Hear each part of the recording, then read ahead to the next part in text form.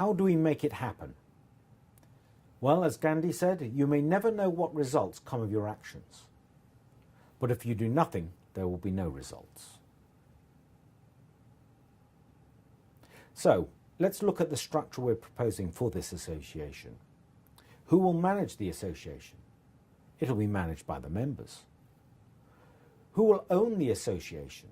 It'll be owned by the members. Who will decide the association's policies and objectives and their manifesto prior to an election? Again, that will be decided by the members. Who will choose the association candidates for election? This is the officially endorsed candidate. Again, it will be the members, but that will not preclude some members who want to stand as independents. They can be members of the association and stand independently. Who will fund the association? And the association will be funded by its members through membership fees and donations, because to run an organisation like this, there will be costs. How will it function? Well, we'll have annual general meeting at which we'll review the accounts and elect the principal committee members who are going to guide different sections of the association. We'll have an annual convention. The annual convention is where the members will get together, will review the results of the policies they have been promoting over the last year, and will decide the policies and their priority for the coming year. And that'll happen once a year. We also plan on having regular monthly lunches, particularly prior to debate days in the Assembly, so that members can get together and talk to their representatives, so we can discuss the issues that are up for debate, and we can have a show of hands on different decisions or different recommendations that are being put forward. And also we want to have social events and fundraising events throughout the year, whether it be a Christmas party or a summer barbecue.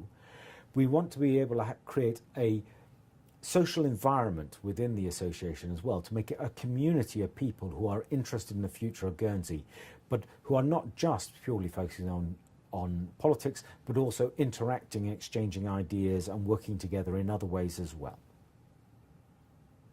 So how will we communicate with the members? One of the problems we have as States Deputies is we get handed a BA every few weeks, which can be several inches thick and is written in civil service legalese and is hardly approachable or easily read by anybody, including deputies.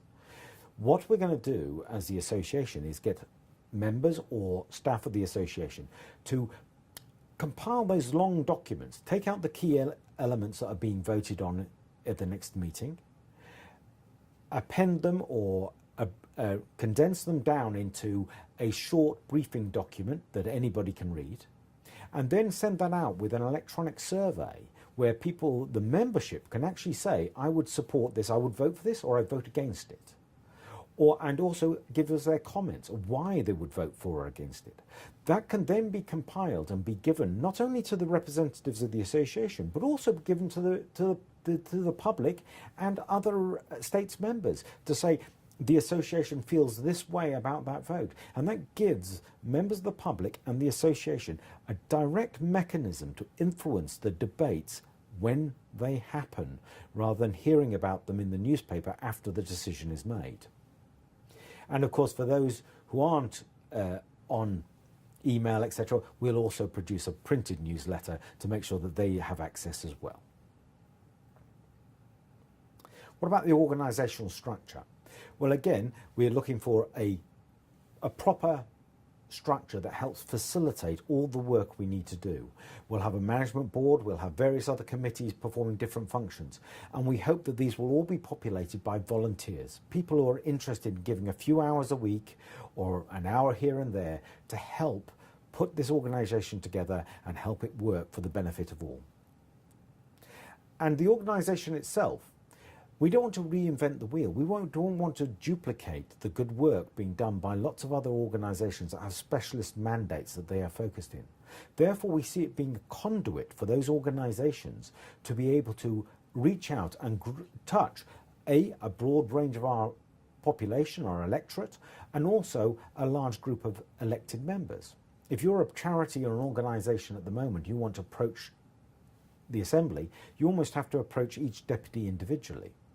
This association would form a conduit through which organisations such as these could approach a whole block of deputies and a large section of engaged electorate who would be interested in helping to support their issues, or at least hearing what problems they have and how they need help. Equally, the Douzaines, the same situation. If they want to raise an issue to a large group of deputies to be brought to the Assembly or to look for support, or they want to take a parish level issue and raise it to the attention of people island-wide, the association again can form a conduit to enable them to have their voice heard. So, how do we make it happen? At the end of the day, we need your support.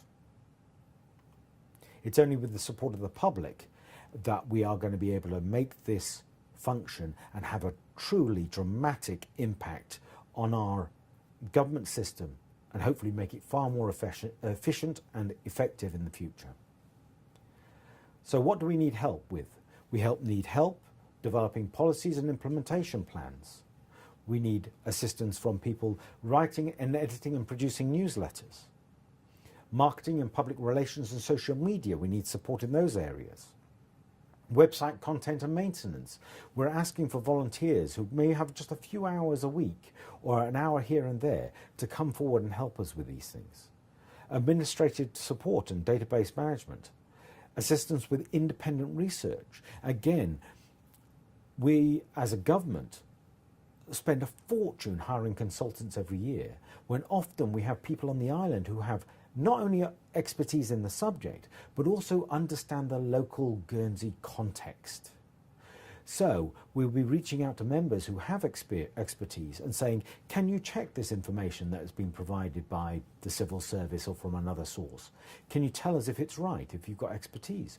Or if you can't answer that question, can you refer us to somebody who can? And that way we're using the community, getting them involved in verifying that the course of action being proposed by the states is the right course of action for us.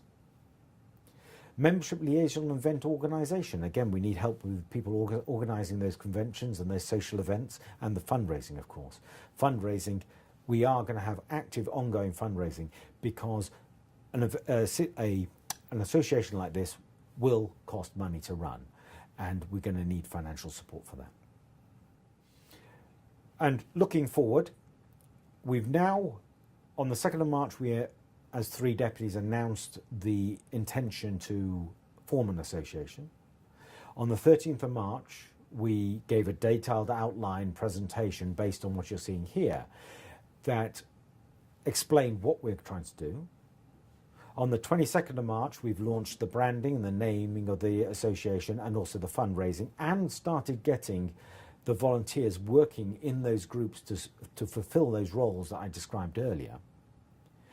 Going forwards, we want to have the first inaugural association convention in June of this year, just 3 months after announcing the initiative, and that will then be the formal launch of the association, and hopefully by then it will be fully functioning.